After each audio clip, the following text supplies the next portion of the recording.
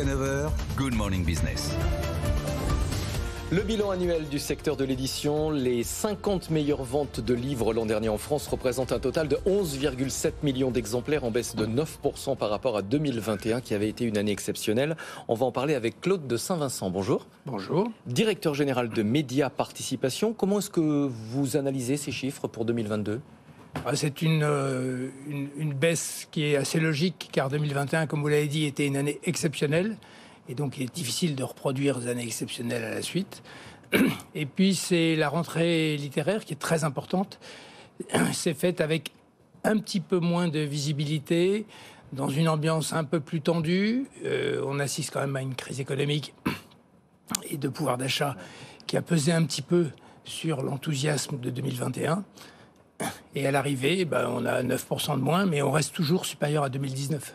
Il y a un ouvrage qui a tiré quand même les ventes, vous êtes venu avec, c'est Le Monde sans fin, la BD de Jean-Marc Jancovici. Combien de ventes sur l'année ? Alors c'est la meilleure vente de livres de 2022, mais d'un livre qui est paru en 2021. C'est ça qui est étonnant, si vous voulez. Ça a été une très grosse vente en 2021, mais qui s'est poursuivie toute l'année. Et aujourd'hui, on devrait être à plus de 700 000 exemplaires vendus, et ça ne s'arrête pas. On va le rappeler, Jean-Marc Jancovici, spécialiste du climat et de l'énergie, et Christophe Blain, le dessinateur, édité donc par Dargaud, qui est une filiale de Média Participation. D'une manière générale, ça confirme quand même le succès du genre, de la bande dessinée, du manga. Oui, alors le marché de la bande dessinée va très bien depuis 20 ans, ouais. Avec quand même un phénomène majeur qui est peu à peu la montée du manga, qui représente aujourd'hui, entre le manga et les comics américains, les 2 tiers du marché. Donc la bande dessinée va très bien, le manga va beaucoup mieux. C'est-à-dire que le marché devient le manga, c'est à vous entendre. En grande partie, oui.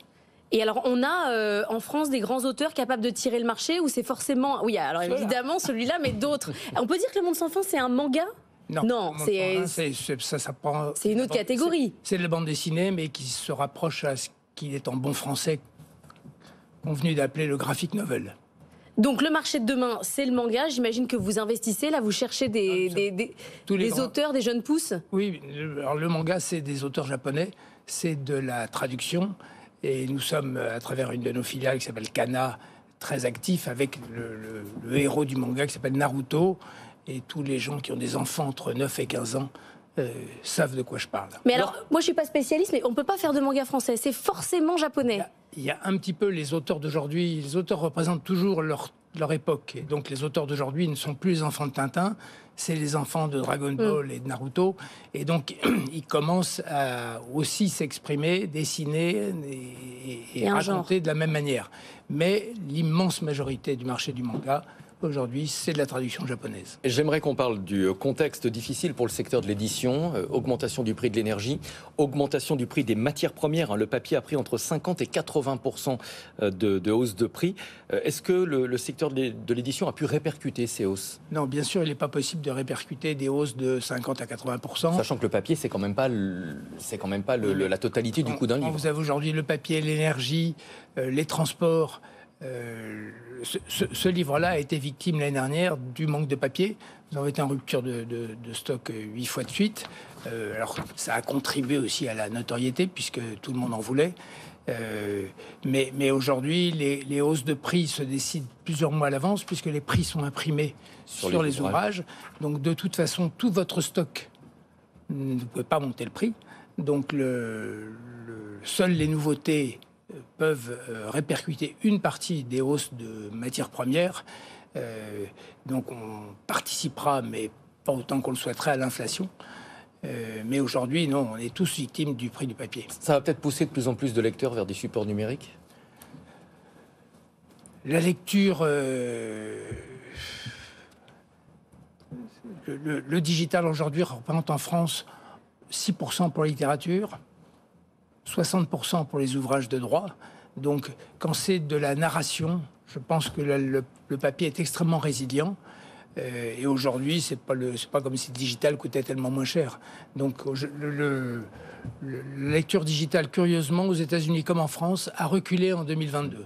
Donc, c'est pas le prix qui fait la différence. Un mot du dossier qui anime le secteur, le dossier Editis. Vivendi veut toujours s'en défaire pour mettre la main sur Hachette. Comment vous voyez un peu le dossier? On a appris grâce à BFM Business ces derniers jours que Stéphane Courby était candidat. Je crois que vous allez être auditionné pour savoir ce que vous pensez du dossier. Quel est votre point de vue? Nous avons été auditionnés déjà 5 fois par la Commission européenne lors des premiers épisodes. C'est une affaire qui a connu X rebondissements. Ce qui compte avant de savoir quels sont les acheteurs potentiels, c'est ce que veut le vendeur, qui est toujours resté très flou sur ses intentions, à part je ne veux pas vendre à un acteur français, je ne veux pas vendre à un éditeur. Oui, au départ, c'était je souhaite faire un grand champion mondial. Donc aujourd'hui, ils n'ont pas la moindre idée de ce qui va se passer. Et si c'est un acteur extérieur à l'édition qui intervient, effectivement, la Commission européenne risque d'avoir peu de remarques à faire. Et Humensis, l'éditeur qui appartient à Score, il est en difficulté financière. Il pourrait être cédé. Vous êtes cité parmi les acheteurs potentiels, vous confirmez? Nous n'avons eu aucun contact à ce sujet. Et je ne sais pas si Humensis est à vendre. Mais vous seriez intéressé si la vente devait être officielle? Le seul secteur dans lequel nous ne sommes pas opérateurs aujourd'hui, c'est l'édition scolaire, qui est un métier difficile, un métier qui est en transformation, qui est dépendant de volontés politiques qui nous échappent tous. Donc, je ne sais pas du tout ce qu'il en sera, mais c'est d'abord l'avis de M. Kessler qui comptera. Comme toujours, c'est le vendeur qui décide. Le patron de Score. Merci beaucoup, Claude de Saint-Vincent, directeur général de Média Participation.